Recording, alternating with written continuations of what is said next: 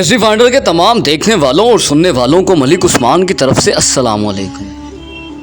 ناظرین، آج ہم ایک ایسے ٹاپک پہ بات کریں گے کہ جس کا سامنا ہر انسان کے ساتھ ہوتا ہے۔ ناظرین، مسلمانوں کے ساتھ یہ والا عمل بارہا دہرایا جا چکا ہے اور ہو جاتا ہے۔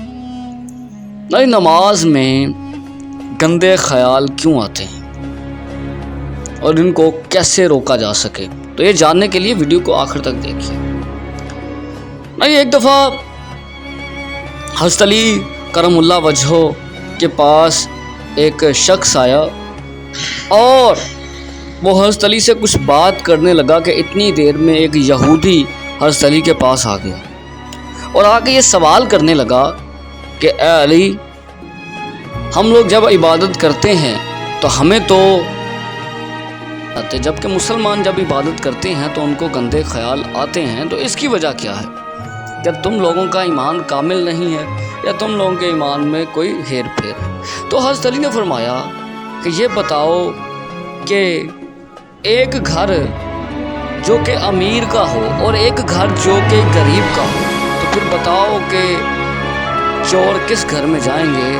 تو اس نے کہا کہ بے شک چور جو ہیں وہ امیر کے گھر ہی جائیں گے۔ تو اس بات پہ حضرت علی نے کہا کہ بالکل اسی طرح شیطان جو ہے وہ مسلمانوں کو ورگلاتا ہے نماز کے دوران، ان کی عبادت کے دوران، جس کی وجہ سے ان کو گندے خیالات آتے ہیں۔ جبکہ یہودی یا کوئی اور مذاہب کے لوگ، ان کو شیطان کو ورگلانے کی ضرورت ہی نہیں، کیونکہ شیطان جانتا ہے کہ وہ پہلے ہی راہ راست پر نہیں۔ تو ناظرین، یہ بات جانتے ہوئے اب اس کو کنٹرول کیا جائے۔ اس کو کنٹرول کرنے کا طریقہ یہ ہوتا ہے کہ آپ مسلمان کو چاہیے کہ وہ خشوع و خضوع کے ساتھ نماز پڑھے، پورا دھیان نماز کے اندر رکھیں۔ مزید ویڈیوز کے لیے ہمارے چینل کو سبسکرائب کرنا مت بھولیے۔ اللہ ہم سب کا حامی و ناصر ہو۔